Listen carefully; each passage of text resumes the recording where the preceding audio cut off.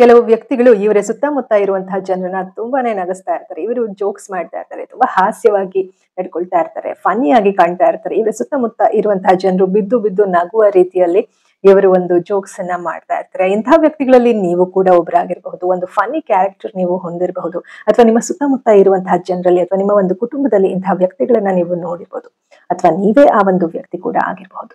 ಯಾಕೆ ಇಂತಹ ವ್ಯಕ್ತಿಗಳು ಈ ರೀತಿ ಇರ್ತಾರೆ ಅಂತ ಯಾವ್ದಾದ್ರು ಯೋಚನೆ ಮಾಡಿದಿರಾ ಸ್ನೇಹಿತರೆ? ಅಥವಾ ನೀವೇ ಆ ರೀತಿ ಒಂದು ಫನ್ನಿ ಕ್ಯಾರೆಕ್ಟರ್ ಆಗಿದ್ರೆ ಯಾಕೆ ನಾನು ಈ ರೀತಿ ಇದ್ದೀನಿ, ಎಲ್ರೂ ಒಂದು ರೀತಿನಲ್ಲಿದ್ರೆ ನಾನೇ ಒಂದು ರೀತಿನಲ್ಲಿ ಇದ್ದೀನಲ್ಲ, ಯಾಕೆ ನನ್ನ ಮನಸ್ಸು ಒಳಗಡೆ ತುಂಬಾ ಒಂದು ಬ್ರೋಕನ್ ಫೀಲ್ ಇದ್ರು ಕೂಡ ಮೇಲ್ಗಡೆ ಎಲ್ರಿಗೂ ಜೋಕ್ಸ್ ಮಾಡ್ಕೊಂಡು ಒಂದು ಫನ್ನಿ ಕ್ಯಾರೆಕ್ಟರ್ ಆಗಿ ಇರ್ತೀನಲ್ಲ ಎಲ್ರ ಜೊತೆ ಅಂತ ನಿಮ್ಗೆ ಯಾವತ್ತಾದ್ರೂ ಅನ್ಸಿದ್ಯಾ?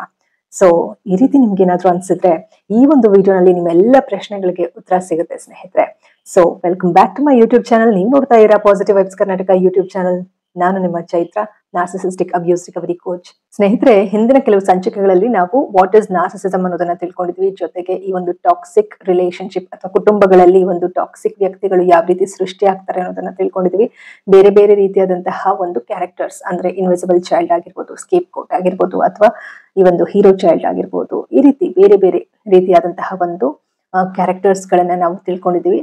ಹಾಗೆ ಸೈಲೆಂಟ್ ಟ್ರೀಟ್ಮೆಂಟ್ ಆಗಿರ್ಬೋದು. ಹಾಗೆ ಒಬ್ಬ ಮನುಷ್ಯ ಯಾಕೆ ಈ ಒಂದು ಮನೋವಿಜ್ಞಾನ ಅನ್ನುವಂತಹ ಒಂದು ಸಬ್ಜೆಕ್ಟ್ ನ ಓದ್ಬೇಕು, ಅಧ್ಯಯನ ಮಾಡ್ಬೇಕು ಅನ್ನೋದನ್ನು ಕೂಡ ನಿಮ್ಗೆ ತಿಳಿಸ್ಕೊಟ್ಟಿದ್ದೀನಿ. ನೀವು ಯಾರಾದ್ರೂ ಹೊಸದಾಗಿ ನನ್ನ ಚಾನಲ್ ನೋಡ್ತಾ ಇದ್ರೆ ದಯವಿಟ್ಟು ಆ ಒಂದು ಎಲ್ಲ ವಿಡಿಯೋಗಳನ್ನ ನೋಡಿ ನಂತರ ಈ ಒಂದು ವಿಡಿಯೋನ ನೋಡಿ. ಯಾಕಂದ್ರೆ ನಿಮ್ಗೆ ಒಂದು ಕ್ಲಾರಿಟಿ ಅನ್ನೋದು ಸಿಗೋದಿಲ್ಲ. ಆ ಎಲ್ಲ ವಿಡಿಯೋಗಳನ್ನ ನೋಡಿ ನಂತರ ಈ ಒಂದು ವಿಡಿಯೋನ ನೋಡಿದ್ರೆ ನಿಮ್ಗೆ ಒಂದು ಕ್ಲಾರಿಟಿ ಅನ್ನೋದು ಸಿಗುತ್ತೆ. ಇಂತಹ ಮಕ್ಕಳು ದೊಡ್ಡವರಾದ್ಮೇಲೆ ಯಾವ ರೀತಿ ಇವರ ಒಂದು ಮಾನಸಿಕ ಒಂದು ಪರಿಸ್ಥಿತಿ ಇರುತ್ತೆ. ಚೈಲ್ಡ್ ಅಂತ ಅಂದ್ರೆ ಇಲ್ಲಿ ಮಕ್ಕಳಿಗೆ ಅನ್ವಯಿಸುತ್ತೆ ಅಂತ ಅಲ್ಲ ಸ್ನೇಹಿತರೆ, ಯಾವುದೇ ವಯಸ್ಸಿನವರಾದ್ರೂ ಕೂಡ ಈ ಎಲ್ಲಾ ವಿಡಿಯೋಗಳು ತುಂಬಾನೇ ಹೆಲ್ಪ್ ಆಗುತ್ತೆ. ನೀವೇನಾದ್ರೂ ಮಾನಸಿಕವಾಗಿ ಬಳಲ್ತಾ ಇದ್ರೆ, ಮಾನಸಿಕವಾಗಿ ನೆಮ್ಮದಿ ಇಲ್ಲ ಅಂತ ಅಂದ್ರೆ ನಿಮ್ಗೆ ಸಾಕಷ್ಟು ವಿಚಾರಗಳು ತಿಳ್ಕೊಂಡಿದ್ದ ನಂತರ ನಿಮ್ಗೆ ಒಂದು ಸಮಾಧಾನ ಅನ್ನೋದು ಸಿಗುತ್ತೆ. ಯಾವ ರೀತಿ ನೀವು ಮಾನಸಿಕ ಆರೋಗ್ಯನ ಸುಧಾರಿಸ್ಕೊಳ್ಬಹುದು ಅನ್ನೋದು ನಿಮ್ಗೆ ಗೊತ್ತಾಗುತ್ತೆ ಸ್ನೇಹಿತರೆ. ಸೊ ಇವತ್ತಿನ ವಿಡಿಯೋನಲ್ಲಿ ನಾವು ಮ್ಯಾಸ್ಕಾಟ್ ಚೈಲ್ಡ್ ಅಂತ ಅಂದ್ರೆ ಯಾರು, ಹಾಗೆ ಈ ಒಂದು ಮ್ಯಾಸ್ಕಾಟ್ ಚೈಲ್ಡ್ ಯಾಕೆ ಹುಟ್ಕೊಳ್ತಾರೆ ಇಂತಹ ಒಂದು ಟಾಕ್ಸಿಕ್ ಕುಟುಂಬಗಳಲ್ಲಿ, ಅಥವಾ ಎಲ್ಲಾ ಒಂದು ಕುಟುಂಬಗಳಲ್ಲೂ ಕೂಡ ಟಾಕ್ಸಿಕ್ ಬಿಹೇವಿಯರ್ಸ್ ನಮ್ಗೆ ಕಂಡು ಬರುತ್ತೆ. ಅಂದ್ರೆ ಕೆಲವೊಂದು ಕುಟುಂಬಗಳಲ್ಲಿ ಹೆಚ್ಚಾಗಿ ಟಾಕ್ಸಿಕ್ ಬಿಹೇವಿಯರ್ಗಳು, ಟಾಕ್ಸಿಕ್ ಕ್ಯಾರೆಕ್ಟರ್ಸ್ ಇದ್ದಾಗ ಯಾಕೆ ಈ ರೀತಿ ಬೇರೆ ಬೇರೆ ರೀತಿಯಾದಂತಹ ಒಂದು ಕ್ಯಾರೆಕ್ಟರ್ ಹುಟ್ಕೊಳ್ತಾರೆ ಅಲ್ವಾ, ಅದನ್ನ ನಾವು ತಿಳ್ಕೊಳ್ಬೇಕಾಗತ್ತೆ. ಅದ್ರ ಜೊತೆಗೆ ಇವತ್ತಿನ ಒಂದು ನಮ್ಮ ಒಂದು ಟಾಪಿಕ್ ಬಂದು ಮ್ಯಾಸ್ಕಾಟ್ ಚೈಲ್ಡ್. ಈ ಒಂದು ಮಗು ಯಾಕೆ ಇಂತಹ ಒಂದು ಕುಟುಂಬಗಳಲ್ಲಿ ಸೃಷ್ಟಿ ಆಗ್ತಾರೆ, ಜೊತೆಗೆ ಇವರ ಒಂದು ಮನಸ್ಸಲ್ಲಿ ಯಾವ ರೀತಿ ಭಾವನೆಗಳಿರುತ್ತೆ, ಹೌ ದೇ ಫೀಲ್ ಇನ್ಸೈಡ್, ಯಾವ ರೀತಿ ಇವರ ಒಂದು ಭಾವನೆಗಳನ್ನ ಇಟ್ಕೊಂಡಿರ್ತಾರೆ, ಹೇಗೆ ಇವರ ಒಳಗಡೆ ಫೀಲ್ ಮಾಡ್ತಾರೆ ಅವರ ಒಳಗಡೆ ಅನ್ನೋದನ್ನ ತಿಳ್ಕೊಳ್ಳೋಣ. ಜೊತೆಗೆ ಇವರು ದೊಡ್ಡವರಾದ್ಮೇಲೆ ಯಾವ ರೀತಿ ಈ ಒಂದು ಬಿಹೇವಿಯರ್ಸ್ ಅವ್ರಿಗೆ ಎಫೆಕ್ಟ್ ಆಗುತ್ತೆ, ಇವರ ಒಂದು ಅಡಲ್ಟ್ಹುಡ್ ಅಲ್ಲಿ ಯಾವ ರೀತಿ ಇವರು ಇರ್ತಾರೆ, ಇವರ ಒಂದು ಮಾನಸಿಕ ಪರಿಸ್ಥಿತಿ ಯಾವ ರೀತಿ ಇರುತ್ತೆ ಅನ್ನೋದನ್ನ ತಿಳ್ಕೊಳ್ಳೋಣ. ಎಫೆಕ್ಟ್ಸ್ ಇನ್ ಅಡಲ್ಟ್ಹುಡ್. ಅದ್ರ ಜೊತೆಗೆ ರಿಕವರಿ, ಯಾವ ರೀತಿ ಇವರು ಮಾನಸಿಕವಾಗಿ ರಿಕವರ್ ಆಗಬಹುದು, ಅಥವಾ ನೀವೇ ಒಂದು ಮ್ಯಾಸ್ಕಾಟ್ ಚೈಲ್ಡ್ ಆಗಿದ್ರೆ ಯಾವ ರೀತಿ ನೀವು ರಿಕವರ್ ಆಗಬಹುದು ಅನ್ನೋದನ್ನ ತಿಳ್ಕೊಳ್ತಾ ಹೋಗೋಣ. ನೀವು ಮ್ಯಾಸ್ಕಾಟ್ ಚೈಲ್ಡ್ ಆಗಿದ್ರು ಪರವಾಗಿಲ್ಲ ಅಥವಾ ಆಗದೆ ಇದ್ರು ಪರವಾಗಿಲ್ಲ, ಈ ಒಂದು ವಿಡಿಯೋ ತುಂಬಾನೇ ಯೂಸ್ಫುಲ್ ಆಗುತ್ತೆ. ಯಾಕಂತಂದ್ರೆ ಮ್ಯಾಸ್ಕಾಟ್ ಚೈಲ್ಡ್ ಆಗಿದ್ರೆ ನಿಮ್ಗೆ ಹೀಲ್ ಆಗೋದಕ್ಕೆ ಯೂಸ್ ಆಗುತ್ತೆ. ನೀವು ಮ್ಯಾಸ್ಕಾಟ್ ಚೈಲ್ಡ್ ಅಲ್ಲ ಅಂತ ಅಂದ್ರೆ ಅಂತಹ ಒಂದು ವ್ಯಕ್ತಿಗಳ ಜೊತೆ ಒಡನಾಟ ಮಾಡುವಾಗ, ಮಾತಾಡುವಾಗ ಯಾವ ರೀತಿ ನೀವು ಒಂದು ಅವ್ರ ಜೊತೆ ಒಡನಾಟ ಮಾಡ್ಬೇಕು, ಅವರ ಒಂದು ಮನಸ್ಥಿತಿ ಹೇಗೆ ಇದೆ ಅನ್ನೋದನ್ನ ಅರ್ಥೈಸ್ಕೊಂಡು ನೀವು ಒಂದು ರೆಸ್ಪಾನ್ಸ್ ಮಾಡೋದಕ್ಕೆ ನಿಮ್ಗೊಂದು ಒಳ್ಳೆಯ ಒಂದು ವಿಚಾರ ತಿಳ್ಕೊಂಡಂಗೆ ಆಗುತ್ತೆ ಸ್ನೇಹಿತರೆ. ಹಾಗಾಗಿ ವಿಡಿಯೋನ ಕಂಪ್ಲೀಟ್ ಆಗಿ ನೋಡಿ, ಸಾಕಷ್ಟು ವಿಚಾರಗಳು ನೀವು ತಿಳ್ಕೊಳ್ತಾ ಹೋಗ್ತೀರಾ. ಸೊ ಮೊದಲನೇದಾಗಿ, who is mascot child? Mascot child ಅಂತ ಅಂದ್ರೆ ಯಾರು ಅನ್ನೋದನ್ನ ತಿಳ್ಕೊಳ್ತಾ ಹೋಗೋಣ. The mascot or clown child is the one who uses humour to cope with family chaos. ಅಂದ್ರೆ ಈ ಒಂದು ಕುಟುಂಬದಲ್ಲಿ ಆಗುವಂತಹ ಗೊಂದಲಗಳನ್ನ ಇವರು ಹ್ಯಾಂಡಲ್ ಮಾಡೋದಕ್ಕೆ ಈ ಒಂದು ಕ್ಯಾರೆಕ್ಟರ್ನ ಅವರು ಬಿಲ್ಡ್ ಮಾಡ್ಕೊಳ್ತಾರೆ. ಕುಟುಂಬದಲ್ಲಿ ಸಾಕಷ್ಟು ಗೊಂದಲತೆಗಳು ಆಗ್ತಾ ಇರುತ್ತೆ, ತುಂಬಾ ಒಂದು ಕಿತ್ತಾಟ, ಜಗಳಗಳು ಅಥವಾ ಮನಸ್ತಾಪಗಳು ಇದೆಲ್ಲ ನಡೆಯುವಾಗ ಇಂತಹ ಮಕ್ಕಳು ಏನ್ ಮಾಡ್ತಾರೆ, ಒಂದು ಫನಿ ಕ್ಯಾರೆಕ್ಟರ್ನ ಅಂದ್ರೆ ಇವರನ್ನ ಇವರು ಸೇವ್ ಮಾಡ್ಕೊಳ್ಬೇಕು ಅಥವಾ ಸರ್ವೈವ್ ಮಾಡ್ಕೊಳ್ಬೇಕು ಅನ್ನೋದಕ್ಕೆ ಇವ್ರಿಗೆ ಆತರ ಒಂದು ಜಗಳಗಳು ಅಥವಾ ಕೇಯಾಸ್ ಅಂತ ಅಂದ್ರೆ ಗೊಂದಲತೆಗಳು, ಇಂತಹ ಒಂದು ಸನ್ನಿವೇಶ ಇವ್ರಿಗೆ ಅದು ಇಷ್ಟ ಆಗಲ್ಲ.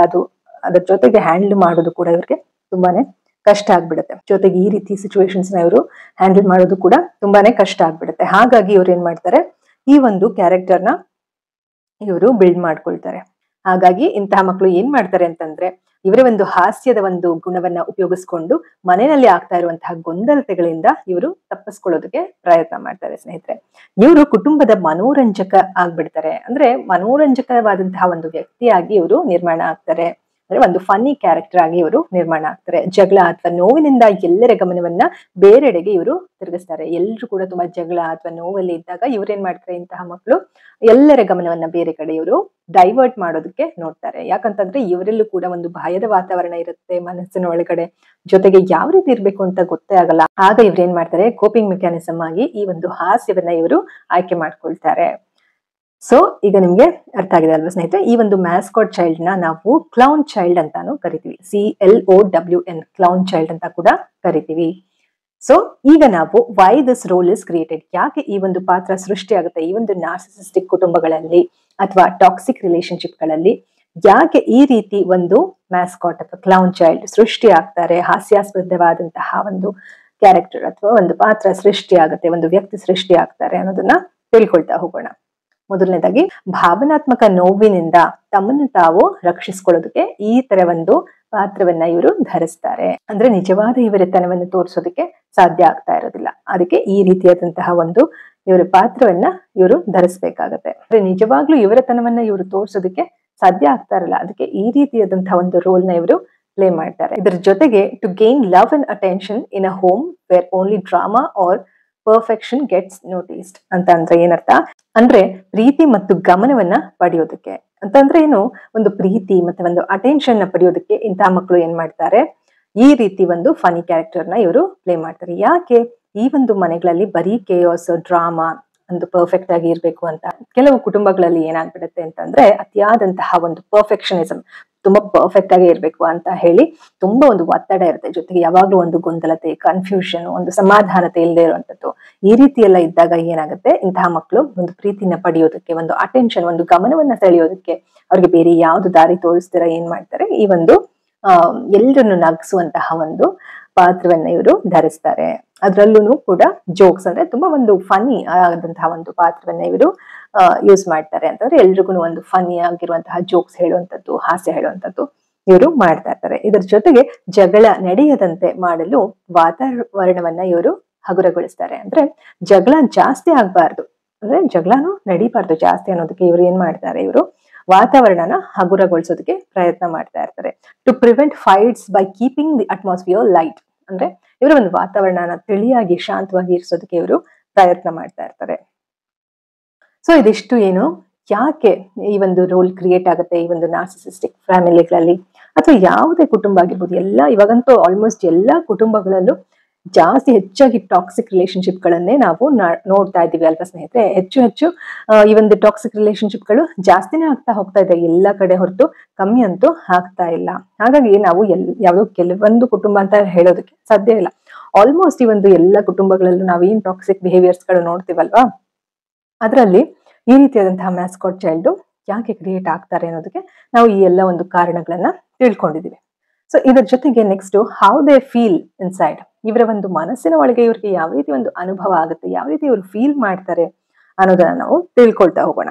They often feel unseen or unheard when they are serious. ಅಂದ್ರೆ ಇವರು ಯಾವಾಗ್ಲೂ ನಗಸ್ತಾನೆ ಇರಕ್ಕಾಗತ್ತ, ಇವ್ರಿಗೂ ಒಂದ್ ಸ್ವಲ್ಪ ಮನ್ಸು ಅನ್ನೋದಿರುತ್ತೆ, ಇವ್ರಿಗೂ ಒಂದು ಭಾವನೆಗಳು ಅನ್ನೋದಿರತ್ತಲ್ವಾ. ಹಾಗಾಗಿ ಇವ್ರು ಏನಾದ್ರು ಒಂದ್ ಸ್ವಲ್ಪ ಸೀರಿಯಸ್ ಆಗ್ಬಿಟ್ಟು ಕೂಡ ಯಾರು ಇವರನ್ನ ನೋಡ್ತಾನೆ ಇಲ್ವಲ್ಲ ಅನ್ನೋ ರೀತಿ ಇವರು ಫೀಲ್ ಆಗ್ತಾರೆ. ಅಂದ್ರೆ ದೇ ಬಿಕಮ್ ಅನ್ಸೀನ್, ಯಾರು ಕೂಡ ಇವರ ಒಂದು ಭಾವನೆಗಳಿಗೆ ಸ್ಪಂದಿಸೋದೇ ಇಲ್ಲ. ಅವಾಗ ಏನಾಗುತ್ತೆ, they often feel unseen or unheard, ಯಾರು ಇವರ ಒಂದು ಮಾತುಗಳನ್ನ ಅಥವಾ ಇವರ ಒಂದು ಧ್ವನಿನ ಕೇಳೋದಕ್ಕೆ ಇವ್ರಿಗೆ ಯಾರು ಇರೋದಿಲ್ಲ, ಯಾರು ಇವರನ್ನ ಕೇಳೋದಿಲ್ಲ. ಇವ್ರು ನಗಿಸುವಾಗ ಚೆನ್ನಾಗಿ ನಗ್ತಾ ಇರ್ತಾರೆ ಜನರೆಲ್ಲ, ಆದ್ರೆ ಇವ್ರು ಬೇಜಾರಲ್ಲಿ ಇರುವಾಗ ಯಾರು ಕೂಡ ಬಂದು ಇವ್ರು ಯಾಕೆ ಬೇಜಾರಲ್ಲಿದ್ಯಾ, ಏನ್ ಅನ್ನಿಸ್ತಾ ಇದೆ ನಿನ್ಗೆ, ನಿನ್ ಮನ್ಸಲ್ಲಿ ಏನ್ ಅನ್ಸ್ತಾ ಇದೆ, ಏನಾಯ್ತು ಅನ್ನೋ ರೀತಿ ಕೇಳೋದೇ ಇಲ್ಲ. ಆಗ ಏನಾಗುತ್ತೆ, ಇವ್ರಿಗೆ ದೇ ಫೆಲ್ಟ್ ಅನ್ಸೀನ್, ಇವ್ರನ್ನ ಯಾರು ನೋಡ್ತಾ ಇಲ್ಲ, ಇವ್ರಿಗೆ ಯಾರು ಗಮನನೇ ಕೊಡ್ತಾ ಇಲ್ಲ ಅಂತ ಅನ್ಸೋದಕ್ಕೆ ಶುರು ಮಾಡ್ತಾರೆ. ಆ ರೀತಿ ಅವರು ಫೀಲ್ ಮಾಡ್ತಾರೆ. They fear rejection if they stop being funny. ಅಂದ್ರೆ ಇವರು ಈ ರೀತಿ ಒಂದು ಫನಿ ಆಗಿ ಇರುವಂತದನ್ನ ನಿಲ್ಸ್ಬಿಟ್ರೆ ಆಗುತ್ತೆ, ಯಾರು ಇವರನ್ನ ತಿರಸ್ಕಾರ ಮಾಡ್ಬಿಡ್ತಾರೋ, ಯಾರು ಇವರನ್ನ ರಿಜೆಕ್ಟ್ ಮಾಡ್ಬಿಡ್ತಾರೋ, ಇವ್ರ ಕಡೆ ಯಾರು ಗಮನ ಕೊಡೋದಿಲ್ವೋ, ಈ ಒಂದ್ ಸವಸ ಬೇಡ ಅಂತ ಯಾರು ಅನ್ಕೊಂಡ್ ಬಿಡ್ತಾರೋ ಅಂತ ಇವರು ಫೀಲ್ ಮಾಡ್ತಾ ಇರ್ತಾರೆ. ಸೊ ಹಾಸ್ಯ ನಿಲ್ಲಿಸಿದ್ರೆ ಪ್ರೀತಿ ಕಳೆದುಕೊಳ್ಳುವಂತಹ ಒಂದು ಭಯ ಇವರಲ್ಲಿ ಸೃಷ್ಟಿಯಾಗ್ಬಿಡುತ್ತೆ. ಜೊತೆಗೆ ಮೊದಲನೇ ಪಾಯಿಂಟ್ ಏನ್ ಹೇಳಿದೆ, ಗಂಭೀರವಾಗಿ ಇರುವಂತಹ ಒಂದು ಸಂದರ್ಭದಲ್ಲಿ ಯಾರು ತಮ್ಮನ್ನ ಗಮನಿಸುತ್ತಿಲ್ಲ ಅಂತ ಇವರು ಫೀಲ್ ಮಾಡ್ತಾರೆ. ಇದ್ರ ಜೊತೆಗೆ they carry deep loneliness masked by laughter. Masked ಅಂದ್ರೆ ಏನರ್ಥ, ಒಂದು ಮುಖವಾಡವನ್ನ ಇವರು ಧರಿಸಿರ್ತಾರೆ, ಒಂದು ನಗುವಿನ ಮುಖವಾಡವನ್ನ ಇವರು ಧರಿಸಿರ್ತಾರೆ. ಆದ್ರೆ ಒಳಗಡೆ ಇವರು ಡೀಪ್ ಇವರ ಒಂದು ಸಬ್ ಕಾನ್ಶಿಯಸ್ ಮೈಂಡ್ ಅಲ್ಲಿ ಏನಾಗಿರುತ್ತೆ, ಒಂದು ಒಂಟಿತನ ಇವರಲ್ಲಿ ಕಾಡ್ತಾ ಇರುತ್ತೆ, ಒಂದು ಲೋನ್ಲಿನೆಸ್ ಇವರಲ್ಲಿ ಕಾಡ್ತಾ ಇರುತ್ತೆ. ಇದರ ಜೊತೆಗೆ ನಗುವಿನ ಹಿಂದೆ ತುಂಬಾ ಏಕಾಂತ ಮತ್ತು ಖಾಲಿತನ ಇರುತ್ತದೆ. ಅದೇ ನಾನು ಇಂಗ್ಲಿಷ್ ಅಲ್ಲಿ ಏನ್ ಹೇಳಿದ್ನಲ್ಲ, ಅದೇ ಇದು ಕನ್ನಡದಲ್ಲಿ ಈ ಒಂದು ಪಾಯಿಂಟ್ ಅಂತಂದ್ರೆ ಏನರ್ಥ, ಇವರು ತುಂಬಾ ಒಂದು ಒಂಟಿತನ ಇವರಲ್ಲಿ ಕಾಡ್ತಾ ಇರುತ್ತೆ, ತುಂಬಾ ಒಂದು ಏಕಾಂತ ಇವರಲ್ಲಿ ಕಾಡ್ತಾ ಇರುತ್ತೆ. ಸೊ ಇದಿಷ್ಟು ನಾವ್ ಏನ್ ತಿಳ್ಕೊಂಡ್ವಿ, ಹೌ ದೇ ಫೀಲ್ ಇನ್ಸೈಡ್, ಏನ್ ಫೀಲ್ ಮಾಡ್ತಾರೆ ಅನ್ನೋದನ್ನ ಕ್ವಿಕ್ ಆಗಿ ಇನ್ನೊಂದ್ಸತಿ ಹೇಳ್ತೀನಿ ನೋಡಿ.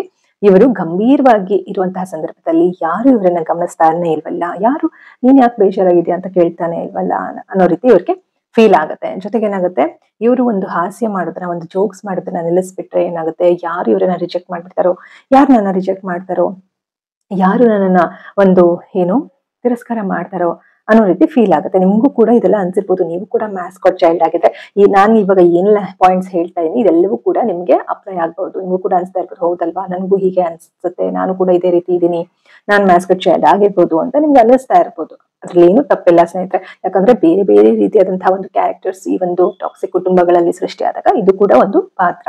ಇದರಿಂದ ಕೂಡ ನೀವು ಹೊರಗೆ ಬಂದು ಆರಾಮಾಗಿ ನಿಮ್ಗೆ ದುಃಖ ಅನ್ನಿಸ್ದಾಗ ನೀವು ಮೌನವಾಗಿದ್ರು ಕೂಡ ಅದು ತಪ್ಪಲ್ಲ. ಆಗ ನಿಮ್ಮನ್ನ ಯಾರಾದ್ರೂ ರಿಜೆಕ್ಟ್ ಮಾಡಿದ್ರೆ ಏನಪ್ಪಾ ಕತೆ ಅನ್ನೋ ರೀತಿ ಭಯ ಪಡುವಂತಹ ಅವಶ್ಯಕತೆ ಇಲ್ಲ. ಅದನ್ನು ಕೂಡ ಕೋಪಿಂಗ್ ಮೆಕ್ಯಾನಿಸಮ್ಸ್ ಯಾವ ರೀತಿ ಮಾಡ್ಕೊಳ್ಬೇಕು ಅನ್ನೋದನ್ನ ನಾನು ನಿಮ್ಗೆ ಮುಂದಿನ ದಿನಗಳಲ್ಲೂ ಕೂಡ ತಿಳಿಸ್ಕೊಡ್ತೀನಿ. ಈಗ ಸಿಂಪಲ್ ಆಗಿ ಹೇಳ್ತಾ ಹೋಗ್ತೀನಿ, ರಿಕವರಿ ಕೂಡ ಹೇಳ್ತೀನಿ, ಹೀಲಿಂಗ್ ಯಾವ ರೀತಿ ಮಾಡ್ಕೊಳ್ಬೇಕು ಅಂತ ಹೇಳಿ. ಸೊ ಇಷ್ಟು ಕೂಡ ನಾವೇನು ನೋಡಿದ್ವಿ, ಹೌ ದೇ ಫೀಲ್ ಇನ್ಸೈಡ್, ಒಂಟಿತನ ಕಾಡುವಂಥದ್ದು, ಜೊತೆಗೆ ದೇ ಕ್ಯಾರಿ ಲೋನ್ಲಿನೆಸ್ ಅಂದ್ರೆ ಒಂಟಿತನ, ಏಕಾಂತ ಅನ್ಸುವಂಥದ್ದು ಎಲ್ಲವೂ ಕೂಡ ಅಂದ್ರೆ ನಗುವಿನ ಒಂದು ಮುಖವಾಡವನ್ನ ಇವರು ಧರಿಸಿರ್ತಾರೆ. ಸೊ ಇದಿಷ್ಟು ಕೂಡ ಯಾವ ರೀತಿ ಇವರು ಮನಸ್ಸಿನ ಒಳಗಡೆ ಫೀಲ್ ಮಾಡ್ತಾರೆ ಅನ್ನೋದನ್ನ ತಿಳ್ಕೊಂಡಿದೀವಿ.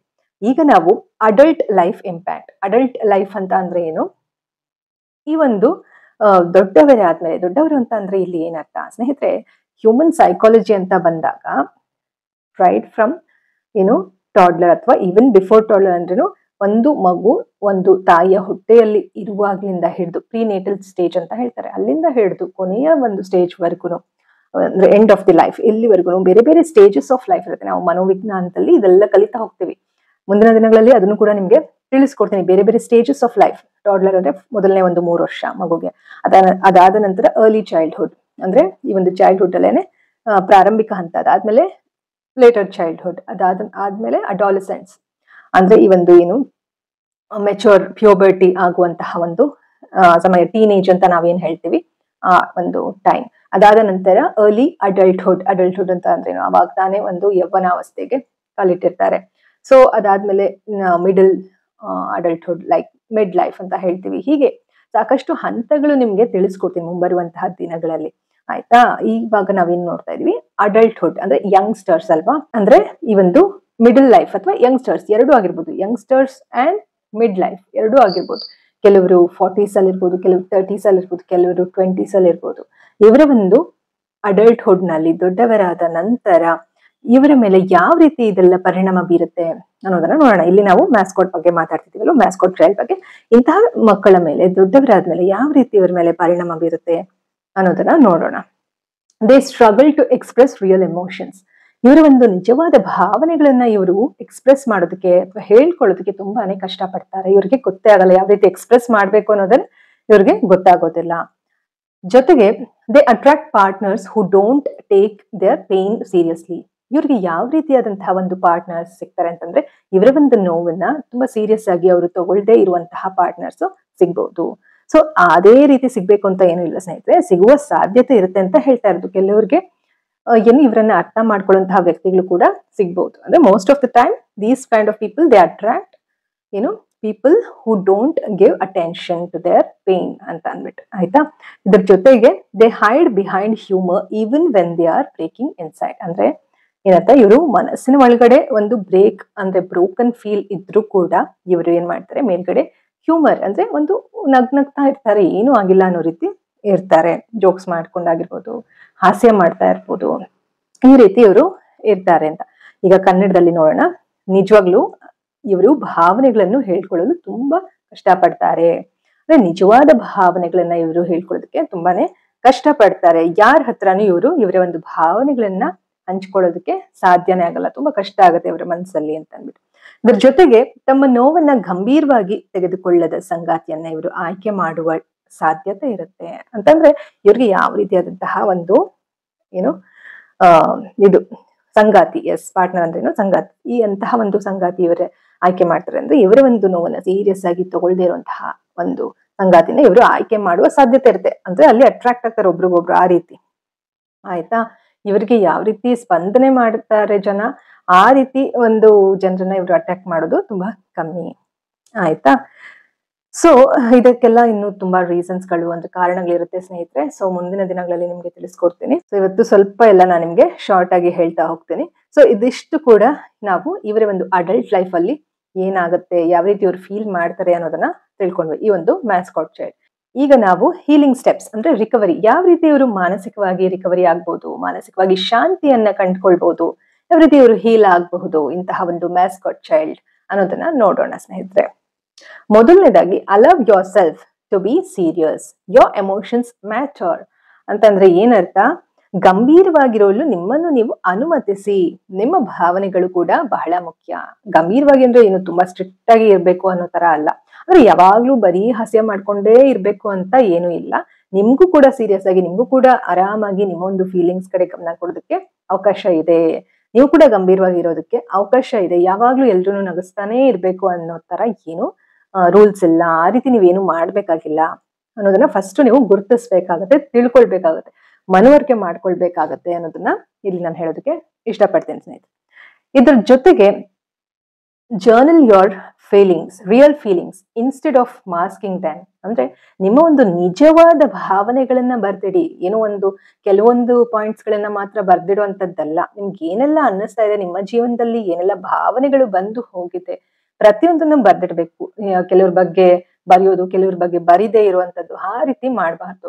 ನಿಮ್ಗೆ ಯಾರಿಂದ ಎಲ್ಲ ತೊಂದರೆ ಆಗಿದೆ ಅಥವಾ ನಿಮ್ಗೆ ಏನೆಲ್ಲ ಅನ್ನಿಸ್ತಾ ಇದೆ, ನಿಮ್ಮ ಒಂದು ಭಾವನೆಗಳು ಯಾವ ರೀತಿ ಇದೆ, ಯಾರಿಂದ ತೊಂದರೆ ಆಗಿದೆ ಅನ್ನೋದಕ್ಕಿಂತ ಹೆಚ್ಚಾಗಿ ನಿಮ್ಮ ಭಾವನೆಗಳು ಯಾವ ರೀತಿ ಇತ್ತು ಆ ಒಂದು ಸಮಯದಲ್ಲಿ, ಮತ್ತೆ ಅವ್ರು ಯಾವ ರೀತಿ ನಡ್ಕೊಂಡ್ರು ಅದನ್ನು ಕೂಡ ಬರಿಬೇಕಾಗತ್ತೆ. ನಿಮ್ಗೆ ಯಾರಿಂದ ತೊಂದರೆ ಆಗಿರುತ್ತೆ, ಅವಾಗ ನೀವೇನ್ ಮಾಡ್ಬೇಕು ಅದನ್ನು ಕೂಡ ಏನು ನೀವು ಯೋಚನೆ ಮಾಡ್ಬೇಕು. ಅವ್ರು ಯಾವ ರೀತಿ ನಡ್ಕೊಂಡ್ರು, ನಾನ್ ಯಾವ ರೀತಿ ನಡ್ಕೊಂಡೆ, ಪ್ರತಿಯೊಂದು ನೀವು ಯೋಚನೆ ಮಾಡ್ಬೇಕು.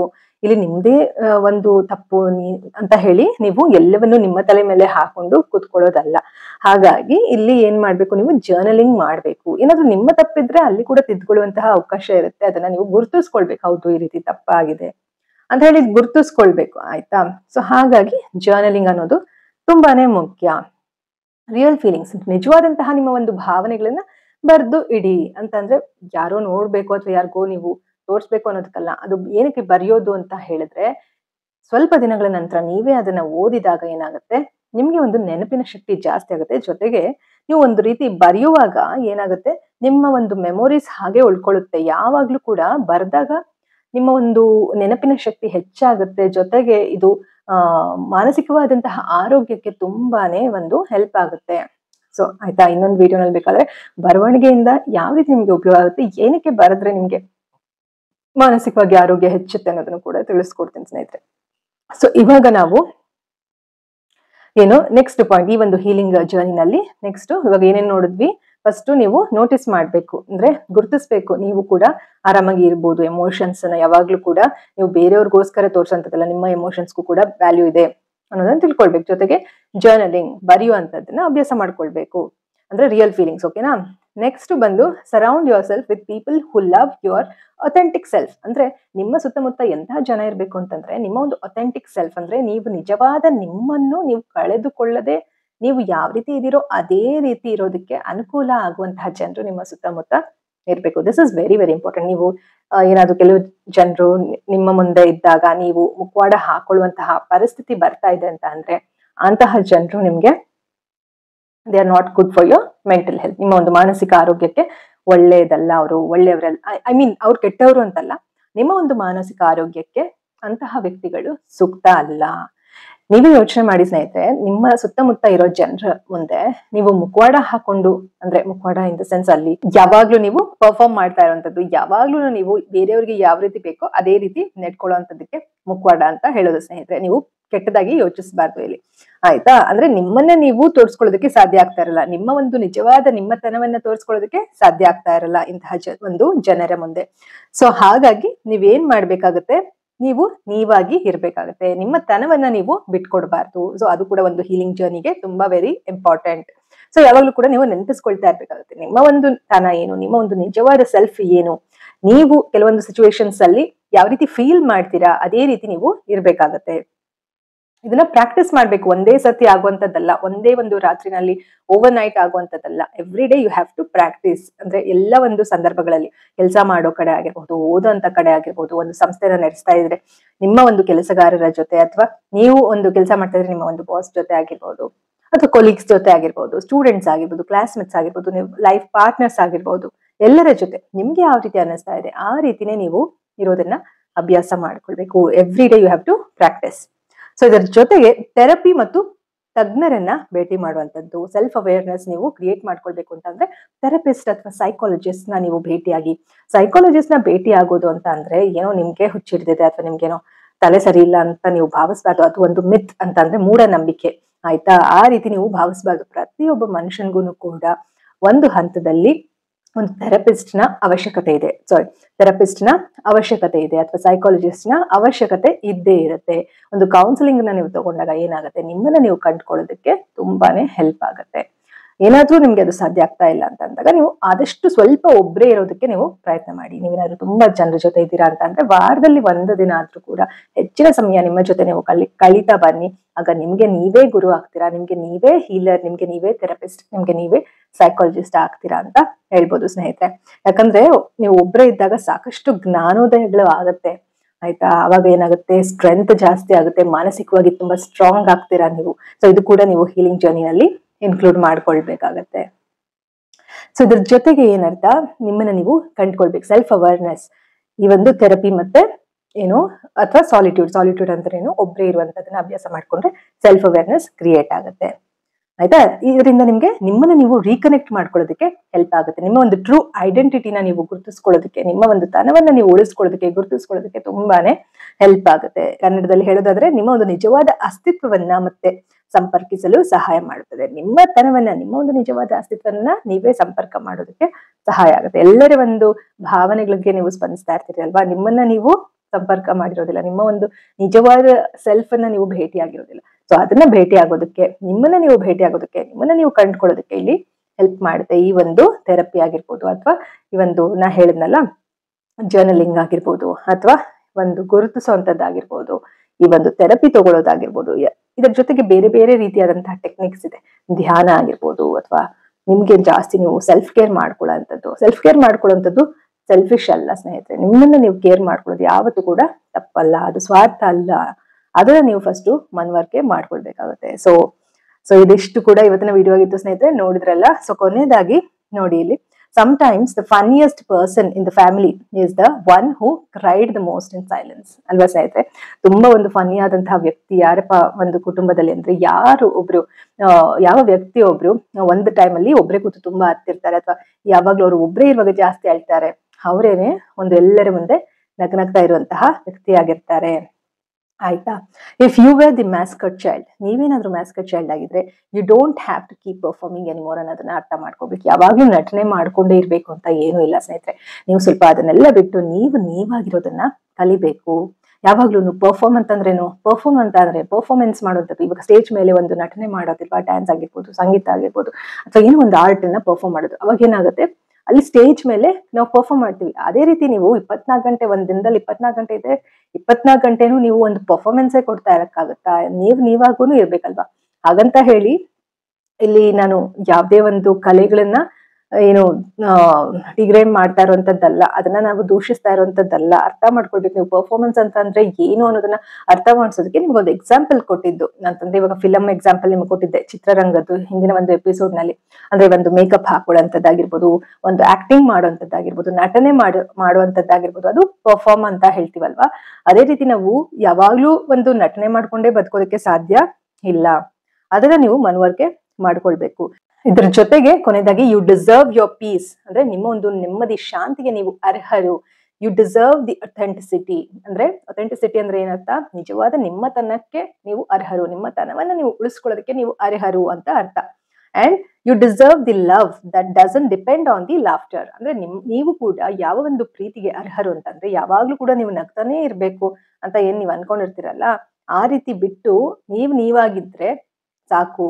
ಆಗ ಕೂಡ ನೀವು ಒಂದು ಪ್ರೀತಿಗೆ ಅರ್ಹರು ಅನ್ನೋದನ್ನ ನೀವು ಅರ್ಥ ಮಾಡ್ಕೊಳ್ಬೇಕು. ನೀವು ಶಾಂತಿಗೆ, ನಿಜವಾದ ಪ್ರೀತಿಗೆ ಮತ್ತು ಆತ್ಮ ಸತ್ಯತೆಗೆ ಅರ್ಹರು ಅನ್ನೋದನ್ನ ಅರ್ಥ ಮಾಡ್ಕೊಳ್ಬೇಕು. ನೀವು ಮ್ಯಾಸ್ಕಾಟ್ ಚೈಲ್ಡ್ ಆಗಿದ್ರೆ ಈಗ ನಟಿಸಬೇಕಾದ ಅಗತ್ಯವಿಲ್ಲ. ಯಾವಾಗ್ಲೂ ಕೂಡ ನೀವು ನಟನೆ ಮಾಡುವಂತಹ ಅವಶ್ಯಕತೆ ಇಲ್ಲ. ಒಂದು ಕುಟುಂಬದಲ್ಲಿ ಅತ್ಯಂತವಾಗಿ ಅಂದ್ರೆ ಹೆಚ್ಚಾಗಿ ನಗಿಸುವಂತಹ ವ್ಯಕ್ತಿನೇ ಒಳಗಡೆ ಹೆಚ್ಚಾಗಿ ಹತ್ತಿರುವಂತಹ ವ್ಯಕ್ತಿ ಆಗಿರ್ತಾರೆ. ಸೊ ಇದಿಷ್ಟು ಕೂಡ ಒಂದು ಮ್ಯಾಸ್ಕಾಟ್ ಚೈಲ್ಡ್ ಬಗ್ಗೆ ಆಗಿತ್ತು ಸ್ನೇಹಿತರೆ. ಸೊ ಇವತ್ತಿನ ಒಂದು ವಿಡಿಯೋನಲ್ಲಿ ನಾವು ಏನೆಲ್ಲ ತಿಳ್ಕೊಂಡ್ವಿ ಸ್ನೇಹಿತರೆ. So who is mascot child? Mascot child ಅಥವಾ ಕ್ಲೌನ್ ಚೈಲ್ಡ್ ಅಂತಂದ್ರೆ ಏನು? ಅಂದ್ರೆ ಹಾಸ್ಯ ಮಾಡುವಂತಹ ಒಂದು ಮಗು, ಯಾವಾಗ್ಲೂ ಒಂದು ಹಾಸ್ಯದ ಒಂದು ವ್ಯಕ್ತಿತ್ವವನ್ನ ಹೊಂದಿದ ಮಗು ಅಂದ್ರೆ ಯಾರು? ಅವರು ಯಾಕೆ ಆ ರೀತಿ ಇರ್ತಾರೆ? ಯಾಕೆ ಕ್ರಿಯೇಟ್ ಆಗ್ತಾರೆ? ಫಸ್ಟ್ ಯಾಕೆ ಈ ಒಂದು ನಾರ್ಸಿಸಿಸ್ಟಿಕ್ ಫ್ಯಾಮಿಲಿನಲ್ಲಿ ಈ ರೀತಿ ಒಂದು ಮಕ್ಕಳು ಕ್ರಿಯೇಟ್ ಆಗ್ತಾರೆ ಅನ್ನೋದನ್ನ ತಿಳ್ಕೊಂಡ್ವಿ. ಜೊತೆಗೆ ಅವರ ಒಂದು ಮನಸ್ಸಲ್ಲಿ ಯಾವ ರೀತಿ ಅವರು ಫೀಲ್ ಮಾಡ್ತಾರೆ, ಹೌ ದೇ ಫೀಲ್ ಇನ್ಸೈಡ್ ಅನ್ನೋದನ್ನ ತಿಳ್ಕೊಂಡ್ವಿ. ಜೊತೆಗೆ ಇವರು ಅಡಲ್ಟ್ ಲೈಫ್ ಅಲ್ಲಿ ಯಾವ ರೀತಿ ಫೀಲ್ ಮಾಡ್ತಾರೆ ಅದನ್ನು ಕೂಡ ತಿಳ್ಕೊಂಡ್ವಿ.